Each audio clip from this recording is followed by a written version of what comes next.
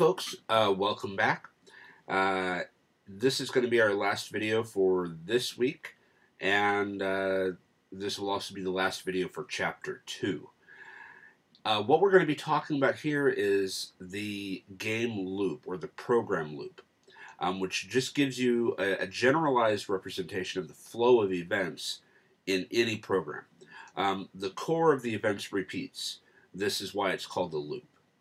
Now, your implementation may be different from game to game or program to program, but the fundamental structure is the same for pretty much all programs, whether it's a game or a system administration tool or any type of program you can imagine.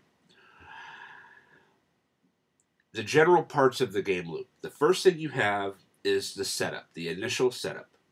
This usually involves accepting initial settings, loading program assets, sound, music, graphics, library files.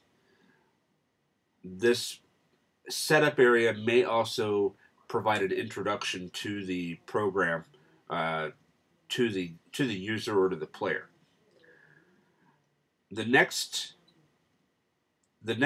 core element is to get the user input, whether it's from the keyboard, the mouse, a joystick, a trackball, a tablet, pen and tablet, or some other device. Input from the player is captured. We have seen this using the CN object.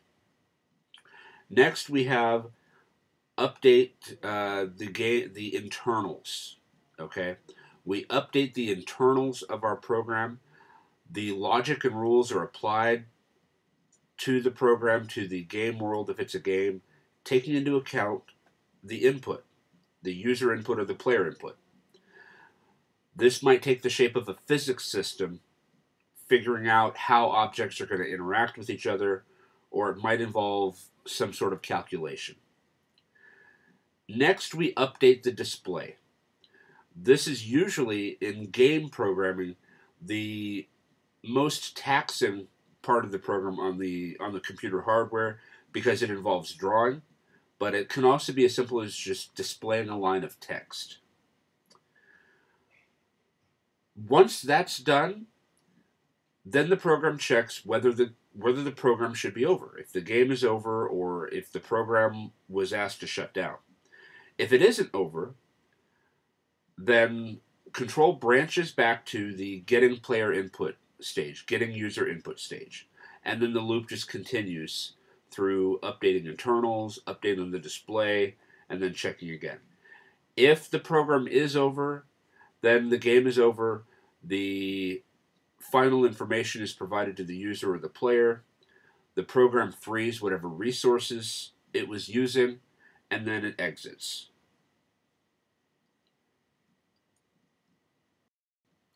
Okay, so now we're going to apply this idea of the loop to a program. This is the Guess My Number program. It's the classic number guessing program that you might remember when you were a kid. You ask someone, choose a number, or someone says choose a number between 1 and 100, and then the player tries to guess that number. Each time the player guesses, the computer is going to say too high or too low, and once they guess the right number, the computer will tell them that they've got the right number and how many guesses it took them to get it. So here's how this is going to work. We're applying our game loop. So the first thing that we do is set up the game. Okay, so we've got our new text document. We're going to save it.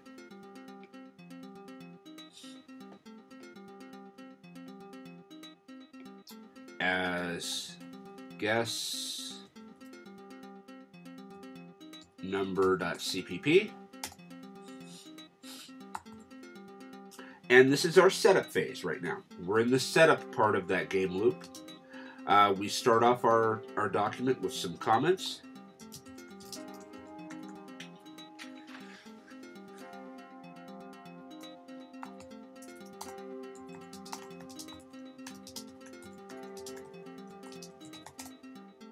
Okay, now, still in setup mode, we want to include the necessary files, the files that are needed for this program to run. Okay, the one that we almost always need is IOStream. Without IOStream, we can't send any information to the console. We can't get any input from the player. Now, because we're working with numbers, we're also going to include the C standard library.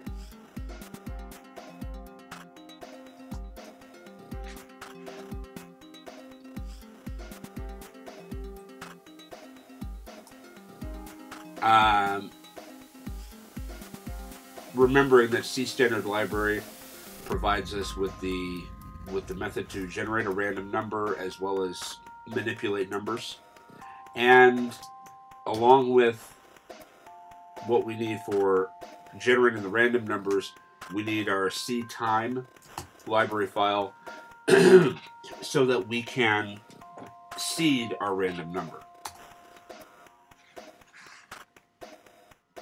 The last thing that we're doing in our setup stage is we're giving the directive that we're using namespace std. That way we don't have to type std : cout and so on and so forth.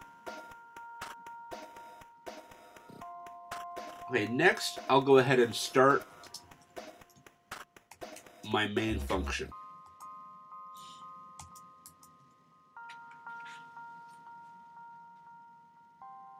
Okay, I'm still setting things up.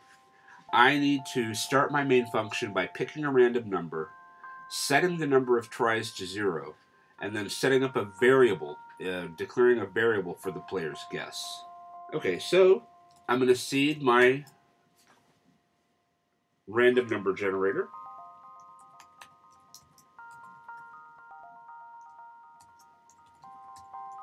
Static cast as an unsigned int. Time 0, and I'll just put a comment here that we're seeding a random number generator.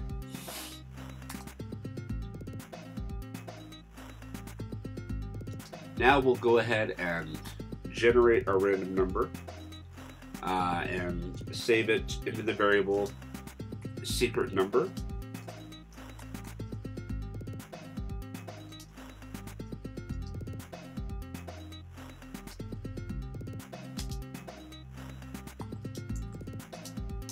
And this will generate a random number between 1 and 100. Remember that our random number generator will generate a number between 0 and 32,767. I want it to be between 1 and 100, so I divide by 100 using my modulus operator to capture that remainder, and then I add 1 to that. Now we'll go ahead and create an integer for the number of tries and set that to 0. Now we'll create an integer that will store the player's guess. And now we want to output some instructions to the player, as well as an introduction to the program. So we'll just do welcome to guess my number, followed by a line return. Actually, let's put 2 of them there.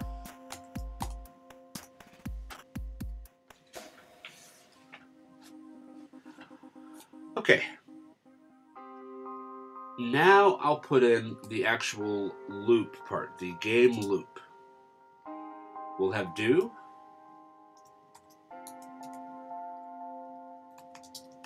We'll ask them to enter a guess.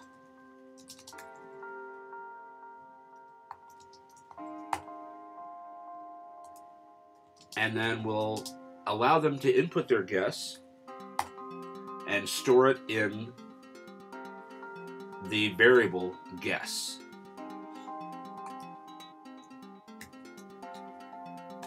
At this point, we're going to increment tries. We do this because they have just made a try.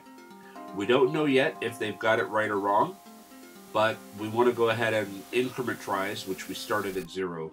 This is their first try, so the first time around it'll say 1 try. Now, we need to test. If guess is greater than secret number,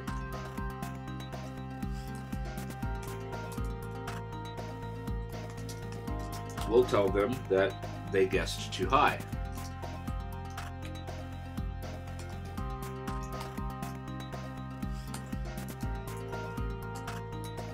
Okay. The other option is they might have guessed too low. So if guess is less than secret number,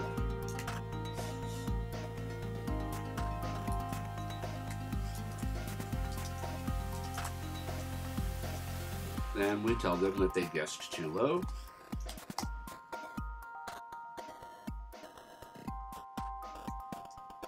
Now, if the number is neither too low nor too high, then obviously they've guessed correctly. So we have our final else statement, and we will tell them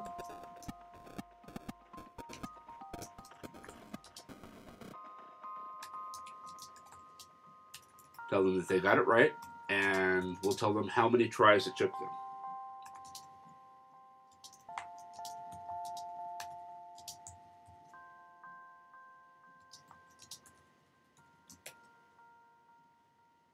And line return ends that statement.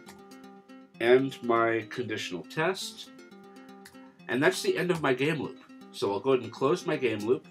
And now I have a condition that will determine whether or not the loop continues. And the way we test for that is we have guessed is not equal to secret number. So this loop will continue as long as guess is not equal to secret number. Okay, looking at our game loop, that is the game over portion. Instead of game over, we would fill that in with did they guess the number. Okay, they guessed the number, yes, we congratulate them, tell them the number of tries, and then shut the program down. That takes us into our end program, which in this case is just wrapping up the game. We return 0 and close our main function. Okay. So let's go ahead and see that in action.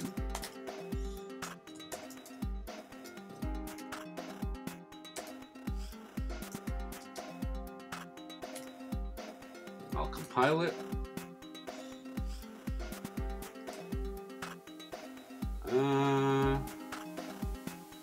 Okay. Looks like I've typed something wrong. Oh, I put static case. It's supposed to be static cast. Save that. And we'll try it again. There we go. Now, let's go ahead and run our program and see what happens. Hey, it says, welcome to Guess My Number. It asks me to enter a guess. I'll guess 34. Okay, that's too high. Let's try 24. Still too high. Let's try 14. 10. Let's try 1. Well, the number this time was 1. Let's try this again.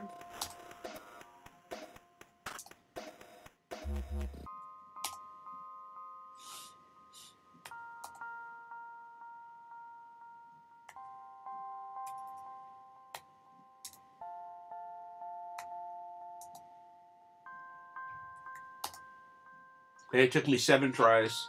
The number chosen was 90. Okay, well, that is our Guess My Number program. I encourage you to make sure that if you don't do any of the other programming examples from this week, make sure you do this one. This kind of pulls together everything that we've done. It utilizes the do loop. It utilizes if-else statements. It utilizes output, input, mathematical operations, random numbers. So make sure you try this, and if you have problems, let me know, and I will do what I can to help you out. So hope everyone had a great week. Hope you have a terrific weekend, and I will see you next week.